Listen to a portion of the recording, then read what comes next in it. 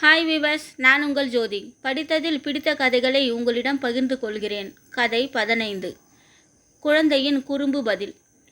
காலை வகுப்பிலே வீட்டு பாடம் செய்யாத பிள்ளைகள் பெஞ்சில் ஏறி நில்லுங்கள் என்று ஆசிரியை சொல்ல, செய்யாதவர்கள் எழுந்து நின்றார்கள். அதிலே ஒரு குழந்தை மட்டும் கொஞ்சம் பாவமாய் அழுதது போல் நின்றது.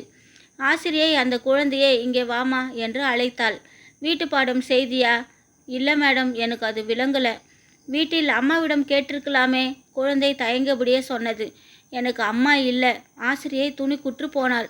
அடடா, அவசரப்பட்டு பெஞ்சில் ஏற்றிவிட்டோமே என்று வருந்தினாள். அம்மா இல்லாட்டி அப்பாவிடமாவது கேட்டிருக்கலாமே கண்ணா. எனக்கு அப்பாவும் இல்லை மேடம். குழந்தை பயந்தபடியே சொல்ல ஆசிரியருக்கு தூக்கி வாரி போட்டது. அம்மாவும் இல்லாமல் அப்பாவும் இல்லாமல் இந்த குழந்தை என்ன பாடுபட்டிருக்கும். எப்படிப்பட்ட கொடுமையை செய்துவிட்டோம் என்று வருந்தினாள். குழந்தையை பார்க்க பார்க்க ஆசிரியை கண்கள் கலங்கி விட்டது. கண்ணம்மா, இங்கே பாரு, அம்மாவும் அப்பாவும் இல்லையா? பரவாயில்லை, நாங்கள் எல்லாம் இருக்கிறோம் தானே. கவலைப்படாதே. அது சரி, வீட்டில் நீ யாரோடு இருக்கிறாய்? குழந்தை அதே உணர்ச்சியோடு மம்மி டாடியோட. ஆசிரியை அதிர்ச்சி அடைந்தாள். நன்றி.